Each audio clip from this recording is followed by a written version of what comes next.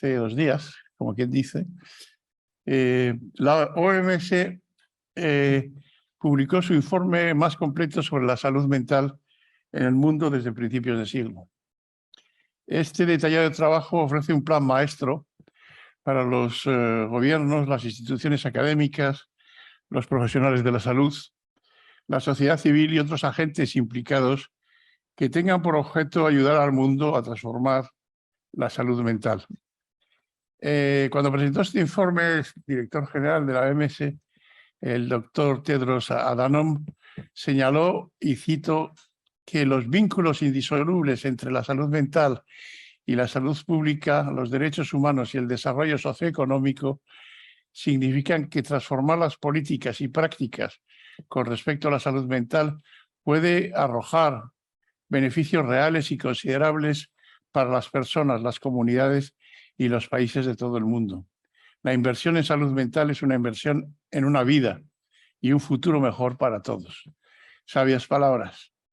Este informe formula varias recomendaciones de actuación que se han agrupado en 3 grupos que voy a citar brevemente. El primero, profundizar en el valor y el compromiso que atribuimos a la salud mental, no solo aumentando las inversiones en este ámbito,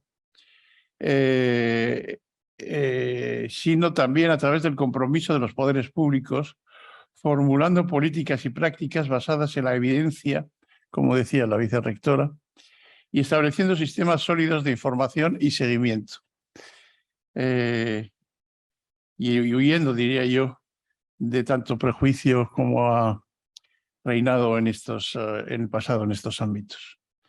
En segundo lugar, reorganizar a todas las personas que desde el Sistema Vasco de Salud y el ámbito social trabajan con gran compromiso y responsabilidad personal para que la salud física y mental de la ciudadanía ocupe un espacio central en el ejercicio de sus tareas.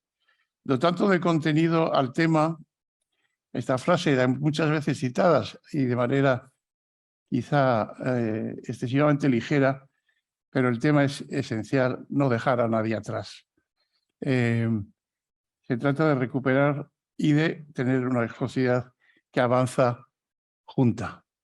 Es una de las promesas centrales y transformadoras de la Agenda 2030 para el Desarrollo Sostenible, con cuyo objetivo número 3, salud y bienestar, está directamente interrelacionado. Voy a hablar de atención psiquiátrica y desarrollo de servicios de salud mental. Verdaderamente son 2 cosas distintas. Una cosa es atender los trastornos, los problemas, y otra cosa es dedicarse a la promoción y desarrollo de la salud mental. Verdaderamente requiere formación, estructuras y estrategias distintas. Malo será, y lo señalo ya como un problema que tendría que venir al final, que la psiquiatría se haga cargo, así, sin más, con sus metodologías tradicionales de lo que es promoción de la salud mental, sin más. Promoción de la salud mental requiere un trabajo intersectorial grande, va mucho más allá del conocimiento técnico, ¿no?, de los conocimientos y técnicas específicas del tratamiento de las enfermedades mentales.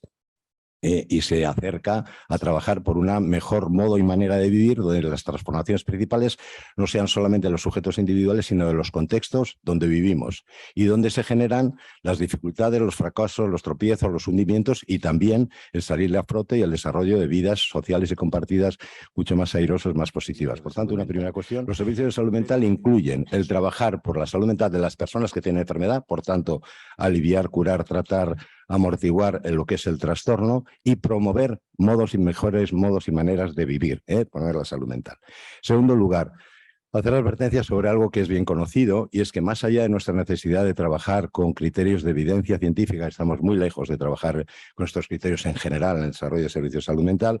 Más allá de esto, hemos de reconocer que nos determinan tanto nuestras actuaciones el conocimiento científico, insisto, hasta ahora relativamente escaso para tomar decisiones bien informadas con buen fundamento científico, nos determinan más los valores y preferencias y creencias de la sociedad donde vivimos. Finalmente, tenemos aquí en este área de luces lo que a mí me parece más importante, lo que llamamos en términos generales las acciones en pro del empoderamiento, responsabilización de los usuarios y la responsabilización de usuarios dentro del contexto del movimiento de recuperación. Dedico unos minutos a ello, que para mí es también una de las cosas más importantes, un concepto controvertido. No entre todos nosotros, entre todos los compañeros, tenemos la misma idea de la relevancia que tiene este concepto de recuperación. Recuperación viene a ser el desarrollo de un nuevo significado y nuevos objetivos en la vida personal más allá del impacto de la enfermedad. Es decir, el objetivo de la medicina suele ser curar. Por analogía, el objetivo de la psiquiatría y la psicología clínica es curar, quitar los síntomas, quitar la enfermedad. El movimiento de recuperación personal viene del mundo de los usuarios y de, miren ustedes, a veces no logran curarnos, pero más allá de la cura, a nosotros lo que nos interesa es rescatar y recobrar el sentido y significado de nuestras vidas.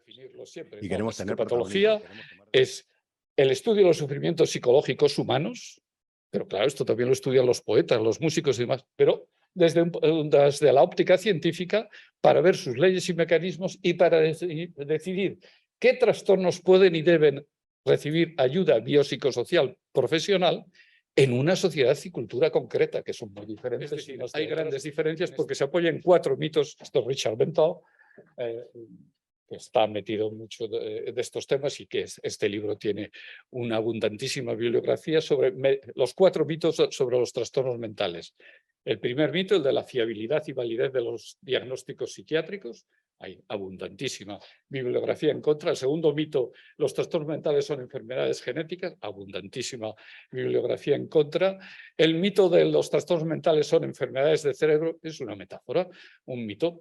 Necesitamos el cerebro para los trastornos mentales, para el amor y para comer. Pero otra cosa es que el causante de lo malo sea el cerebro, ¿eh? Y por eso incluyo últimamente lo de neurólogo, porque cuando me cuentan cuentos de esto, hombre, yo estudié un poquitín de neurología, poquito, y practiqué un poquitín de neurología. No, mira, eso es muy sencillo, muy simplón, mejor dicho, ¿no? Y el cuarto mito, que no es de Richard Bentall, sino que lo incluyo yo, es el mito de la que psicofarmacología es casi siempre necesaria. Y ya ha sido el desarrollo de toda esta estructura que hemos montado. Por una parte, ha habido una diversificación en la cartera de prestaciones entre organizaciones y territorio que ha dado lugar a una gran cantidad de buenas prácticas. Realmente, pero esas buenas prácticas han sido asimétricas, por decirlo de alguna forma. No han sido siempre implantadas de forma igual en todas las organizaciones. También estamos en una situación, antes os hablaba de estos 3 giros que había habido, pues hay persistencia de situaciones que pertenecen a modelos asistenciales como anclados en el pasado, en el sentido que las estancias prolongadas en hospitales psiquiátricos debería ser una asignatura en definitiva, pues bueno, pues a revisar, pero se da simultáneamente con el desarrollo de la práctica del modelo comunitario y en ocasiones con un enfoque orientado a la recuperación. Adecuar organizativa y asistencialmente las prestaciones y necesidades y compartir esas buenas prácticas, en definitiva, pues bueno, pues es un poco la orientación o la visión que se tiene desde la planificación para convertir esto si no en un ente homogéneo, sí por lo menos en un ente ecológicamente adaptado al medio, ¿no?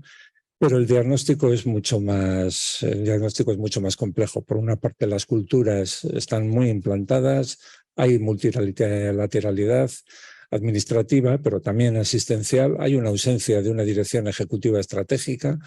Sí que es verdad de que nos podíamos extender sobre esa dirección, pero en el momento actual la autonomía y el grado de descentralización es muy elevado y eso hace pues, que las iniciativas locales, pues muchas veces, iniciativas exitosas, hay que decir, locales, pues muchas veces tengan ese protagonista. Y para eso está el Consejo Asesor de Salud Mental de Euskadi, que debe ejercer esa labor catalizadora y de consenso, que incorpore los elementos virtuosos que comentamos y haga también una lectura radical y crítica de la ineficiencia, que también, nobleza obliga, pues bueno, pues ahí existe, ¿no?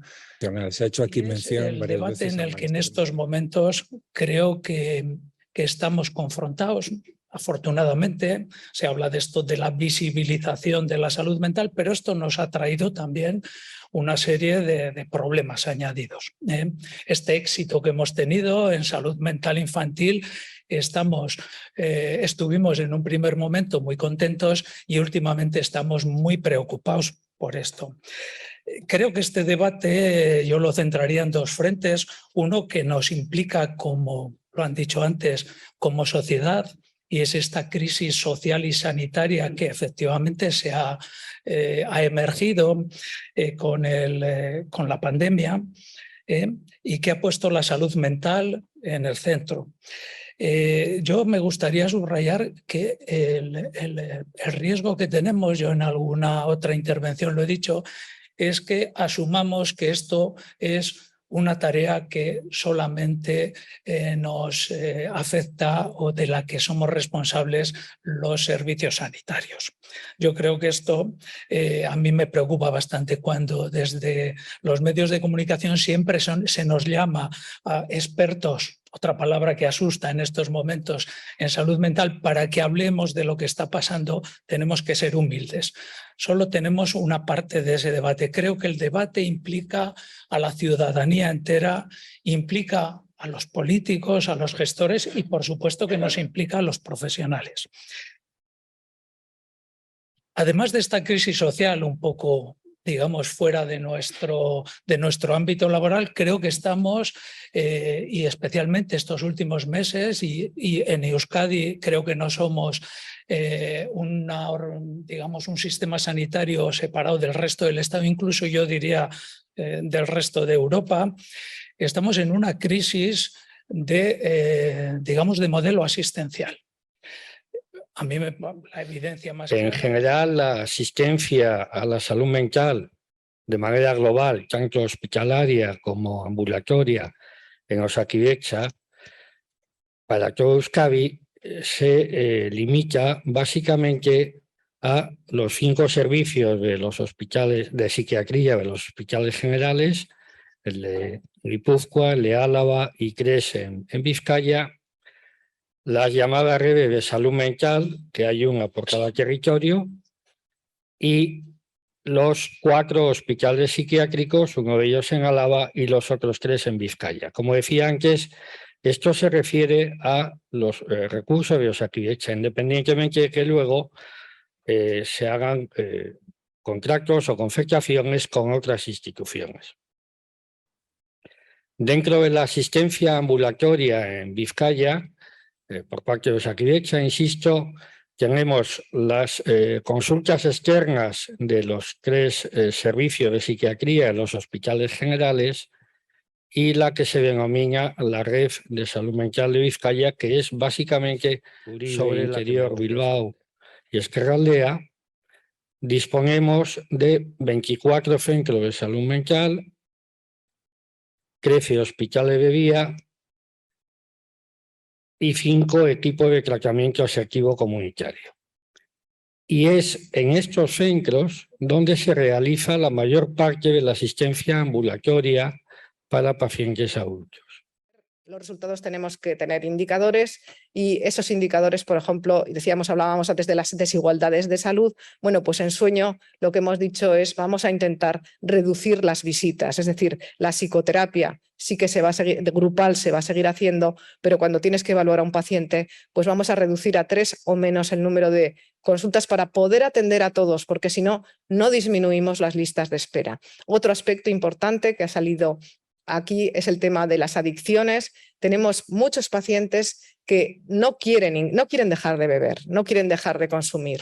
Si no quieren dejar de consumir, hay que motivarles para que dejen de consumir, pero realmente eso hay que hacerlo con un ingreso involuntario. Yo creo que es este tema, nosotros no lo vemos. Entonces, realmente creemos que tenemos que ofrecer a los pacientes, incluso aunque no quieran dejar de beber, un programa de salud física para ver un poco su salud, ayudarles a que controlen problemas de salud y quizás que eso pueda ayudarles a motivarse para poder, quizás no dejar el consumo, pero sí a lo mejor reducir el consumo para que no tengan tantos problemas. Pero hay que buscar estrategias porque a base de ingresos involuntarios yo creo que no podemos seguir.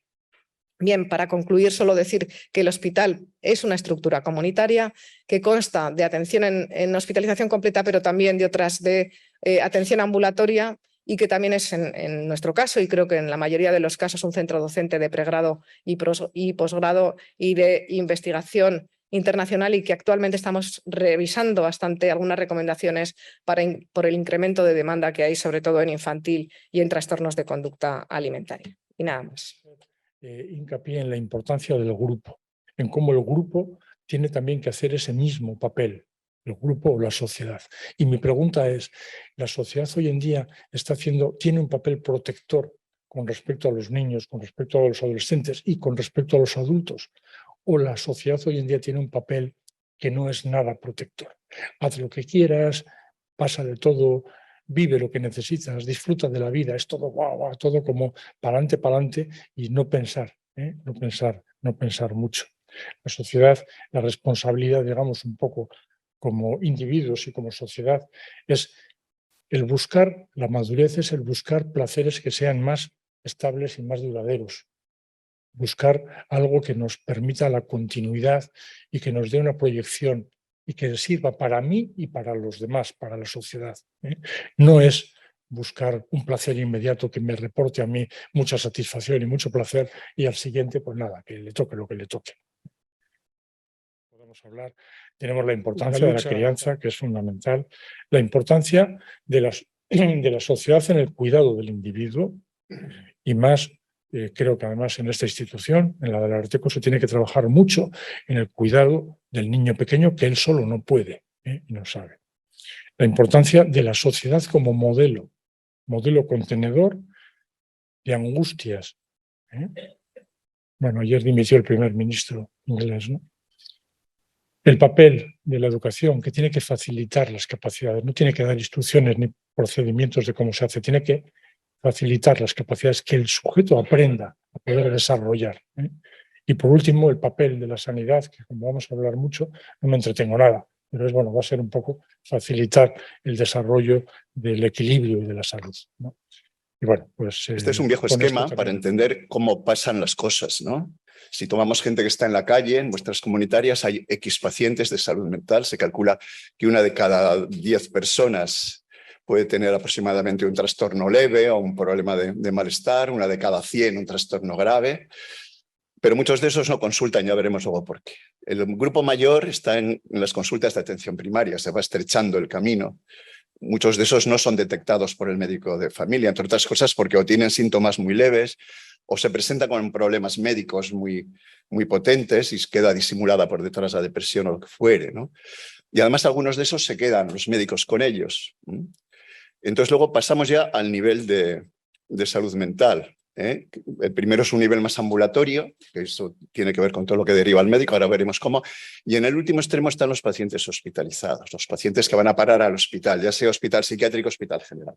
Es un viejo esquema que nos da a entender que es el colaborativo, que requiere cambios en el sistema organizativo, que requiere estas cosas que aquí les pongo, educar a pacientes, formar profesionales, requiere varias actividades. Lo esencial es que hay que adaptarse a nuevos cambios, nuevas funciones, nuevos roles. Se entiende por detención precoz toda actuación que vaya encaminada al descubrimiento de signos que nos están indicando el inicio de una psicopatología, ¿no?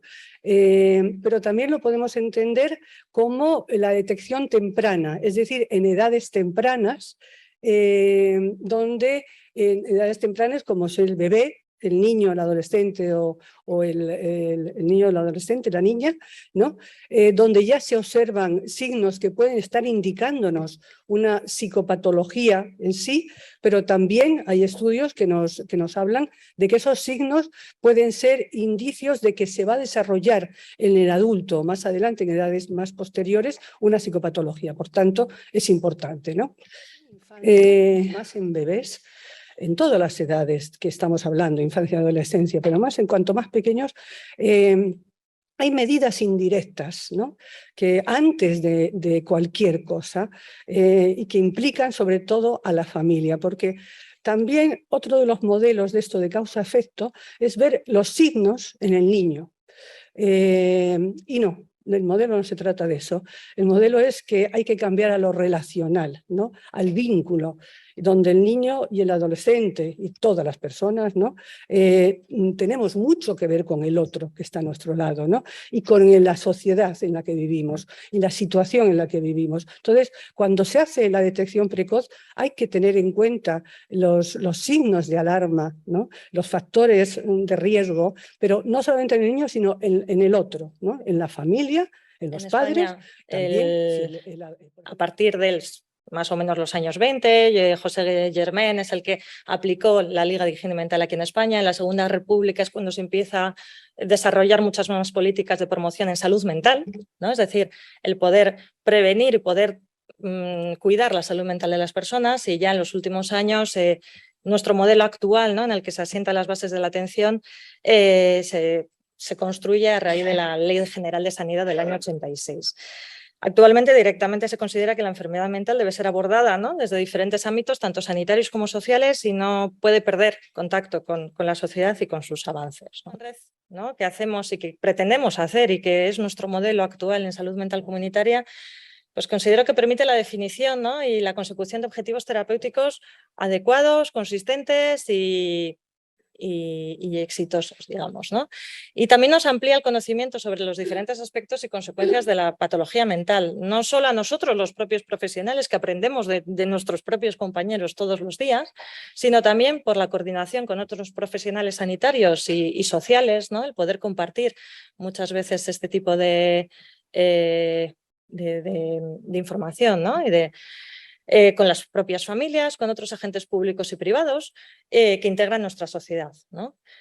Esto combate el estigma sobre la salud mental, que evidentemente es uno de nuestros caballos de batalla actualmente, lleva siendo toda la vida, como he comentado antes, pero lo sigue siendo. Y favorece la integración de las personas, ¿no?, que sufren una enfermedad mental en todos los ámbitos de la comunidad, ¿no? Nosotros trabajamos en la comunidad y es ahí donde tiene que estar el paciente, y es ahí donde tiene que poder desarrollarse y llevar una vida lo más plena posible dentro de las posibilidades. Y bueno, pues vengo a deciros una única idea, ¿no? La ponencia está escrita, está resumida y está también un pequeño esquema por ahí, pero yo básicamente quiero deciros una idea, ¿no?, que creo que no es muy fácil, colaborar, con todo esto que se viene hablando estos días, colaborar, coordinarse, trabajar en red, integrarse, porque diríamos, la evolución de los sistemas públicos de bienestar está en un momento muy crítico, muy crítico, digamos, un momento de encrucijada, ¿no? Y me sirve para explicarlo un ejemplo. El problema es que la comunidad, yo tengo una ley, se llamaría la ley de hablar de la comunidad. La ley de hablar de la comunidad dice lo siguiente: se habla más de la comunidad cuanto menos comunidad hay.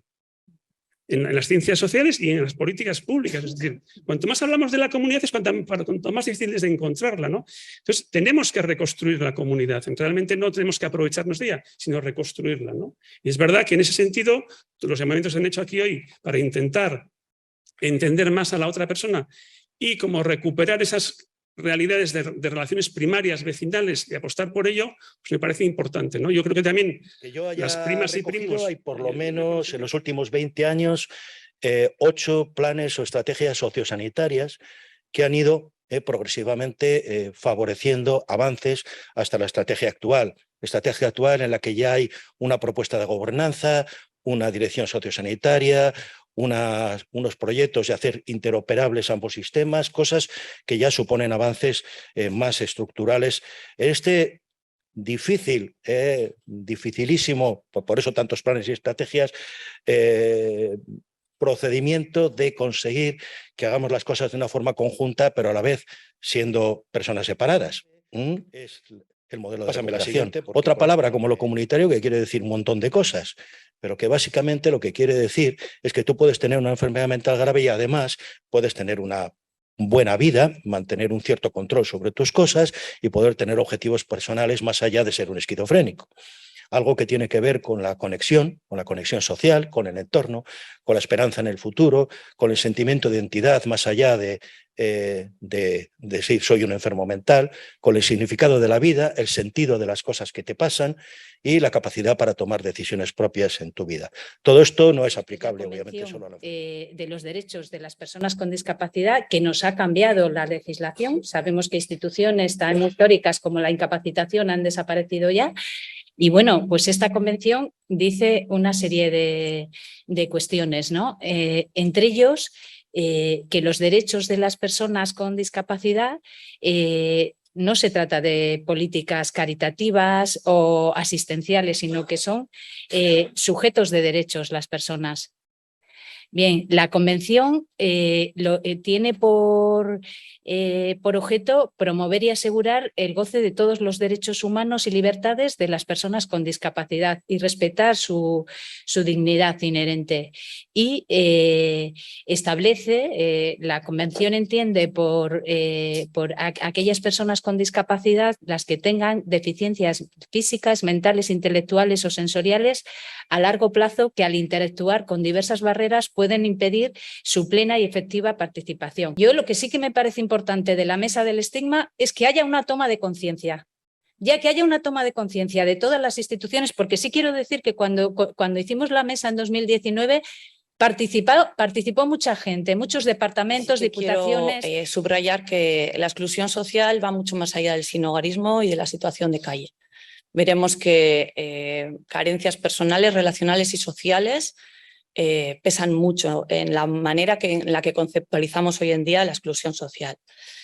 Luego en el segundo y en el servicio ya oficialmente desde la presentación del segundo plan de inclusión hemos adoptado un modelo de estratificación de las situaciones, las contingencias y las necesidades que se basa en la pirámide de Kaiser, que Manzano... Este modelo de estratificación nos hace pensar por una parte hacia el servicio, que tenemos que especializarnos en nuestras prácticas y actuaciones, y también nos ayuda mucho a mejorar y adecuar nuestros recursos a largo plazo, ¿no? A planificarlos.